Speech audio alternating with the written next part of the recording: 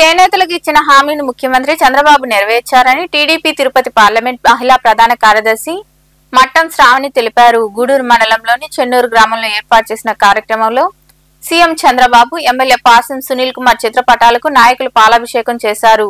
గూడూరు మండలంలోని చెన్నూరు గ్రామంలో టీడీపీ ఆధ్వర్యంలో జరిగిన కార్యక్రమంలో సీఎం చంద్రబాబు, ఎమ్మెల్యే పాసం సునీల్ కుమార్ చిత్రపటాలకు నాయకులు, కార్యకర్తలు, చేనేత కార్మికులు కలిసి పాలాభిషేకం చేశారు. చేనేతలకు ఇచ్చిన హామీ నెరవేర్చినందుకు వారు ఈ కార్యక్రమం చేపట్టారు. ఈ సందర్భంగా టీడీపీ తిరుపతి పార్లమెంట్ మహిళా ప్రధాన కార్యదర్శి మట్టం శ్రావణి మాట్లాడుతూ, చేనేత దినోత్సవం రోజున చేనేత కార్మికులకు ప్రతి ఏడాది 25,000 రూపాయలు ఇస్తామని ప్రకటించారని, ఆ హామీని సీఎం చంద్రబాబు అమలు చేశారన్నారు. అలాగే 200 యూనిట్లు మరమగ్గాలు నేసేవారికి విద్యుత్ ఉచితంగా ఇవ్వడం జరుగుతుందని పేర్కొన్నారు. ముందుగా ఈరోజు చాలా మంచి కార్యక్రమం ఇది. ఎందుకంటే చేనేతలు ఎన్నో కష్టాలు పడి దాన్నే వృత్తిగా నమ్ముకొని చేనేతలు ఈరోజు నేసి ఈరోజు వస్త్రాలు కట్టుకునేదానికి బట్ట చాలా ముఖ్యం.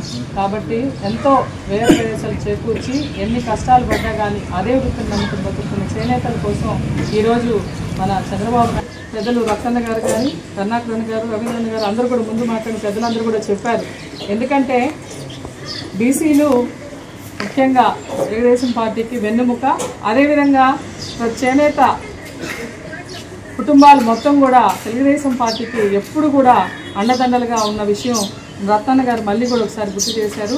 ఈరోజు మన చెన్నూరులో మన ఎన్డీఏ కూటమికి, మన తెలుగుదేశం పార్టీకి దాదాపుగా 2,000 మెజార్టీ ఇవ్వడం, మనకు ఎమ్మెల్యేగా మన పాసం సునీల్ కుమార్ గారు మళ్ళీ రెండోసారి ఎమ్మెల్యేగా గెలవడం మన అదృష్టం.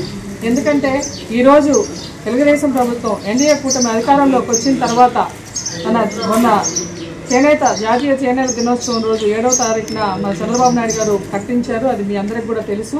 ప్రతి ఒక్క చేనేత కార్మికులకు 200 యూనిట్లు కరెంటు ఉచితంగా ఇస్తామని హామీ ఇవ్వడం జరిగింది. అదేవిధంగా మరమగ్గాలు ఉన్న వాళ్ళకి 500 యూనిట్లు ఉచితంగా ఇవ్వడం కూడా చాలా సంతోషం. అదేవిధంగా చేనేత నేస్తం ద్వారా సంవత్సరానికి 25,000 రూపాయలు చేనేతలకు భరోసా కల్పించడం అనేది ఎంతో సంతోషం. ఎందుకంటే ఒక చేనేత కుటుంబానికి సంవత్సరానికి 25,000 రూపాయలు అంటే వాళ్ళకి ఎన్నో రకాల వర్షాలు వస్తాయి, మగ్గాల్లో గుంటల్లోకి నీళ్ళు వచ్చేస్తాయి, అప్పుడు పని ఉండదు.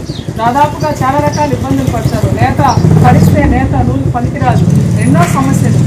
ఇటీవల వర్షాలు వచ్చినప్పుడు కూడా నేను బీసీ కాలనీ అక్కడంతా కూడా చేనేతల ఇళ్ళకు కూడా అంతా తిరగడం జరిగింది. ఆ గుంటల్లో నీళ్లు ఎంత ఎత్తిపోసినా కూడా మళ్ళీ వాళ్ళకి నీళ్లు వచ్చే పరిస్థితి.